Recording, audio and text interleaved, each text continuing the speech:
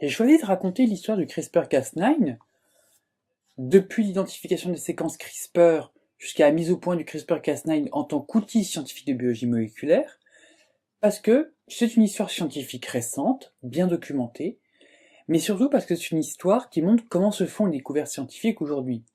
Ce n'est pas une ligne droite, c'est des hasards, des tâtonnements, des arrêts, des rencontres, et toute une histoire d'êtres humains derrière cette découverte qui l'ont permise.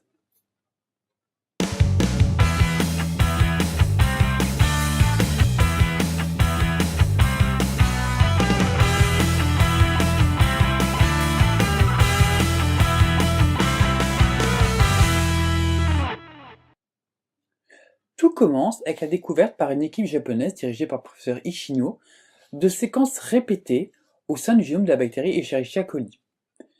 Ces séquences sont intrigantes parce qu'elles sont non seulement répétées, mais aussi régulièrement espacées. Mais la découverte tient pour eux simplement de l'anecdote et ils n'iront pas plus loin. Cette découverte aurait pu en rester là, mais Francisco Mojica, un biologiste espagnol, va découvrir des séquences similaires chez non pas une bactérie, mais une archée, Halopherax mediterranei, une espèce qui vit dans des eaux très salées, tellement salées que très peu d'organismes arrivent à y survivre. Désormais appelées CRISPR, ces séquences intriguent. Non seulement elles se répètent au sein d'une même région, mais en plus, elles sont régulièrement espacées. Et Francisco Mojica va découvrir que ces séquences existent chez une quarantaine d'autres espèces d'archées et de bactéries. Pourtant, l'approche bioinformatique qu'il a utilisée pour cette identification n'allait pas de soi. En rentrant d'Oxford, mon labo avait déménagé. Il n'y avait ni argent, ni vraiment de place pour moi, juste un ordinateur. Alors, j'ai étudié le phénomène sur ce versant-là. Par la suite, il va s'intéresser aux séquences qui sont entre les séquences CRISPR, dans ces espaces. Je n'oublierai jamais, c'était en août 2003. Il faisait horriblement chaud. Je passais mon temps au labo, car c'était calme et climatisé. Dans une souche, j'ai vu un premier espaceur qui correspondait à un phage contre lequel la souche était justement résistante. Tout de suite, j'ai pensé que ça pouvait être un système immunitaire adaptatif. J'ai foncé à la plage dire à ma femme que j'avais découvert un truc incroyable. Je n'en avais pas encore la preuve, mais j'en étais sûr. Je lui ai même parlé du Nobel. Mais son enthousiasme ne semble pas partagé. En effet, 4 revues scientifiques vont refuser de publier l'article à cause du manque de preuves sur l'efficacité de ce système immunitaire chez les bactéries. Finalement, l'article est publié dans le Journal of Molecular Evolution le 1er février 2005. Mais ce que l'équipe espagnole ne sait pas, c'est que d'autres équipes de recherche travaillent sur le sujet. Gilles Verneau et Christine Pourcel de l'Université d'Orsay ont eux aussi découvert ces séquences en comparant des souches de Yesmina pestis, la bactérie responsable de la peste. Ils travaillent sur cette bactérie dans le cadre d'un programme mis en place par la Direction générale de l'armement pour développer les techniques d'identification de souches bactériennes, notamment les souches bactériennes qui pourraient être utilisées dans des programmes d'armes bactériologiques. Les deux scientifiques observent que de nouvelles séquences CRISPR sont présentes chez certaines souches. Et entre ces séquences CRISPR, ils découvrent l'ADN de bactériophages, des virus qui infectent les bactéries. Sous nos yeux, nous pouvions voir la construction de l'immunité des bactéries. Mais une troisième équipe est sur la piste elle aussi. Alexander Bolotin et Dusko Ulrich de l'INRA, et je suis désolé d'avance si j'ai écorché vos noms et prénoms, ces scientifiques ont séquencé Streptococcus thermophilus, la bactérie du yaourt. Ils y ont découvert eux aussi des séquences CRISPR, avec entre les séquences CRISPR des fragments d'ADN de bactériophages. On a alors étudié les génomes de bactéries déjà séquencés et on a retrouvé le même résultat. On s'est même rendu compte que plus il y avait d'espaceurs, plus la résistance aux phages augmentait. Nous avons donc écrit qu'il s'agissait probablement d'un système de protection.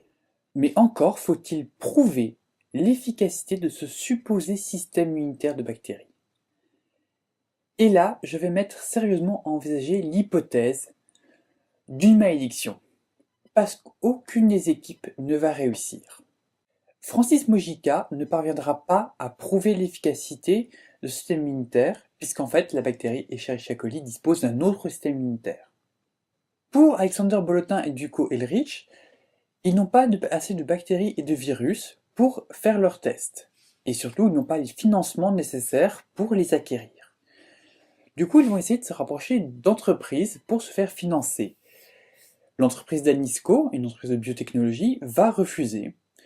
Et l'entreprise Nestlé, géant de l'agroalimentaire, accepte à condition d'acquérir toute la propriété intellectuelle sur toutes les découvertes faites avec leur financement, ce que les scientifiques refusent. Quant à Gilles Vergniaud et Catherine Pourcel, faute d'autorisation, ils ne sont pas autorisés à utiliser des laboratoires suffisamment sécurisés pour manipuler la bactérie Yersinia pestis. On ne manipule pas comme ça une bactérie qui a tué des millions de personnes. Par la suite, Philippe Ovart, scientifique qui travaille pour l'entreprise Danisco précédemment citée, donc une entreprise danoise de biotechnologie, décide de s'intéresser au sujet. Il va chercher à mettre en évidence que le système CRISPR est vraiment un système immunitaire qui protège les bactéries contre les bactériophages.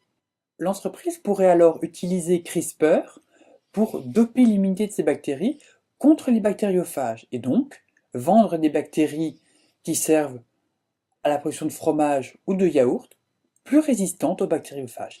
Sauf que, malédiction encore, l'Office américain des brevets refuse l'enregistrement du brevet et demande à l'entreprise d'étoffer son dossier pour valider le brevet, et ne lui donne qu'1 an. L'entreprise va donc être épaulée par un microbiologiste. On a altéré le contenu CRISPR de certaines souches bactériennes.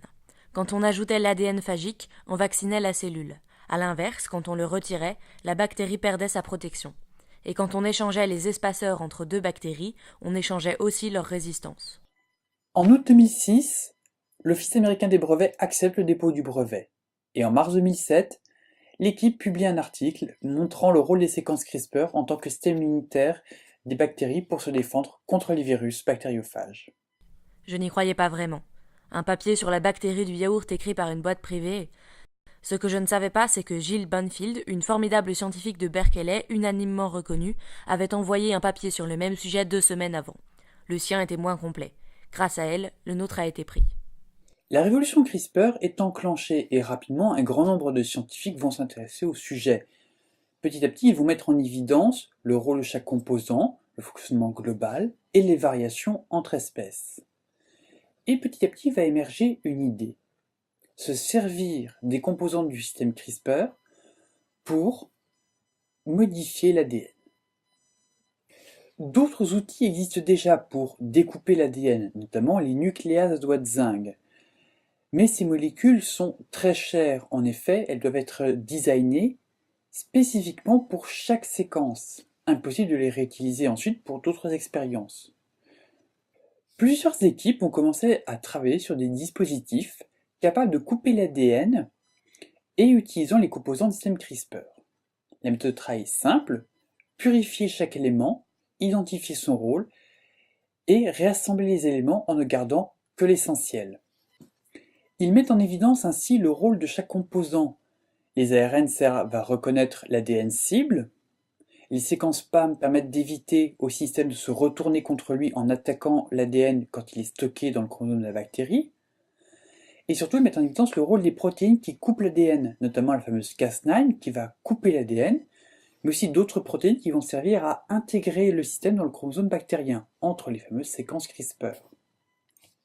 Et ce sont 2 équipes, travaillant en collaboration et toutes les 2 menées par 2 femmes, Emmanuelle Charpentier et Jennifer Doudna, qui vont réussir à mettre au point le système CRISPR-Cas9 tel qu'on le connaît actuellement.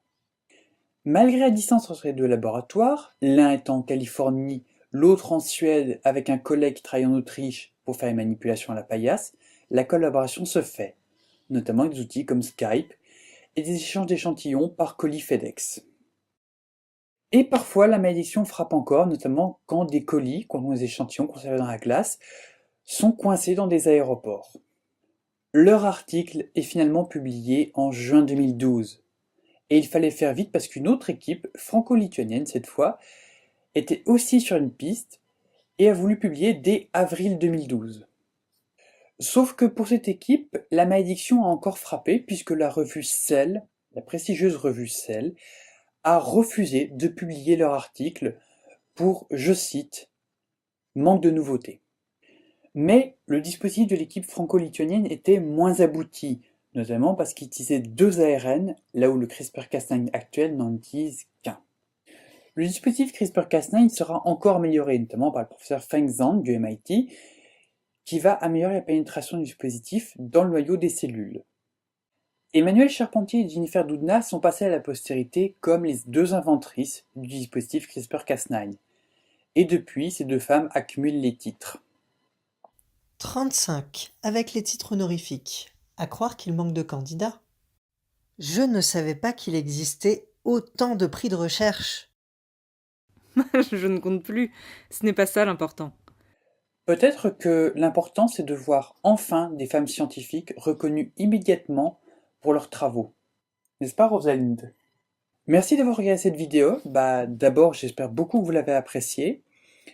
Alors comme d'habitude, n'hésitez pas, le pouce bleu, les commentaires effectivement en dessous de la vidéo, moi ça me fait toujours plaisir. N'hésitez pas à vous abonner à la chaîne, c'est vraiment le meilleur moyen de m'aider.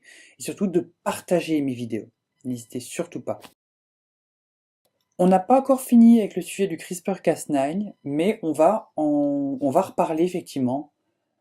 Dans une autre vidéo, on va parler de la suite. Le mécanisme du CRISPR-Cas9, comment ça marche, à quoi ça sert, et surtout, est-ce qu'il ne faut pas en avoir un peu peur?